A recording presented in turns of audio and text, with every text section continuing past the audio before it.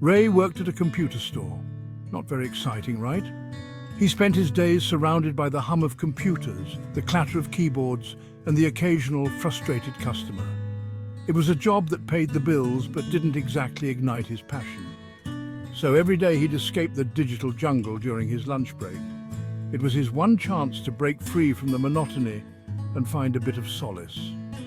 He'd grab a sandwich from the deli on the corner and head straight for the bookstore across the street. This routine was his daily ritual, a small but significant part of his day.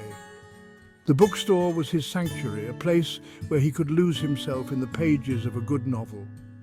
It was a world away from the screens and the noise, a place where time seemed to slow down. Ray loved the smell of old books, the quiet rustle of turning pages. There was something almost magical about it, a sensory experience that transported him to different times and places. It was his little slice of peace in a hectic world. The bookstore offered a calm, serene environment that was a stark contrast to the chaos of his work life. Plus, they had comfy armchairs. Bonus! These armchairs were perfect for sinking into with a good book, making the experience even more enjoyable. Now, I wasn't exactly a bookworm. I didn't spend my weekends buried in books or attending literary events. I wasn't writing literary masterpieces in my spare time or anything. My relationship with books was more about escapism than anything else. I just liked escaping into other worlds for a while. It was a way to disconnect from reality and immerse myself in stories that were far removed from my everyday life. Sci-fi, fantasy, thrillers, I devoured them all. Each genre offered a different kind of adventure, a new way to stretch my imagination. It was my way to unwind, to recharge after dealing with frustrated customers and their tech troubles all morning. The bookstore was my refuge, a place where I could reset and prepare for the rest of the day. And hey, a little mental stimulation never hurt anyone, right? Reading kept my mind sharp and provided a welcome break from the routine, especially when your other option was staring at a computer screen all day. The contrast between the digital and the analog was refreshing, a necessary balance in my life. After his bookstore escape, Ray would hit the gym. It was another part of his daily routine, a way to keep both his mind and body in shape. He was a regular at the 24-hour fitness down the block. The gym was his second sanctuary, a place where he could push himself physically. Working out helped him de-stress, and he liked the feeling of pushing himself physically. The endorphins from a good workout were the perfect antidote to a stressful morning. It was a good counterbalance to his otherwise pretty sedentary job.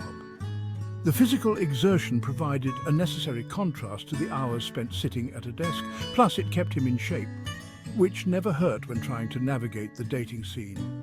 Staying fit was important to Ray, not just for health reasons, but also for confidence. Speaking of dating, that's where Cynthia comes in. She was a regular at the bookstore too, and their shared love for books sparked an unexpected connection.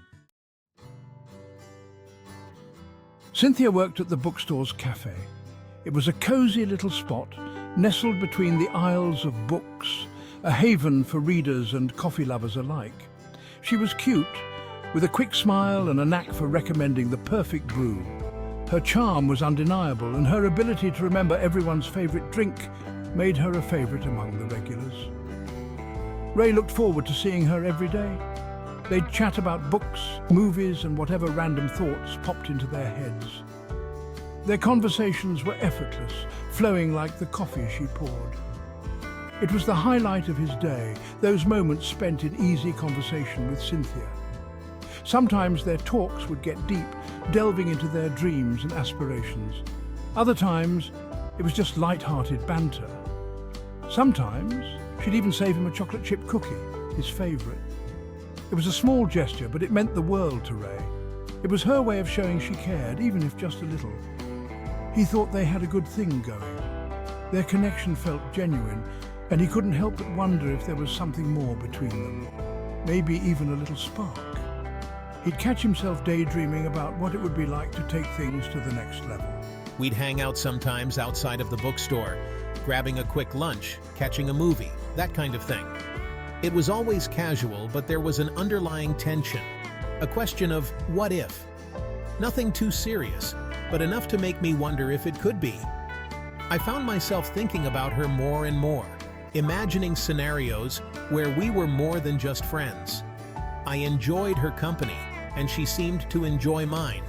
Our laughter was genuine, and our time together felt special. I'd catch her looking at me sometimes, a certain glint in her eye. It was a look that made my heart race, a look that made me hope. Or maybe I was just imagining things. It was hard to tell in this modern dating world where everything seemed so ambiguous. It was confusing, this whole modern dating scene. The lines between friendship and romance were often blurred, making it difficult to navigate. Back in the day, you took a girl out for dinner, maybe a movie, and that was that. There was a clear path to follow, a set of expectations that made things simpler. Now, it was all about casual hangouts, ambiguous texting, and trying to decipher hidden meanings behind every emoji. It was exhausting. The constant overthinking and second-guessing took a toll on Ray. Ray just wanted to know where he stood with Cynthia. He wanted clarity, a sign that they were on the same page. Was this going somewhere, or were they just two people killing time? The uncertainty was driving him crazy, and he knew he needed to find out. He decided it was time to have a conversation with Cynthia, to lay his cards on the table and see where they stood. It was a risk, but one he was willing to take for the chance at something real. As he approached her, his heart pounded in his chest. He took a deep breath and prepared to speak, hoping for the best, but ready for whatever came next.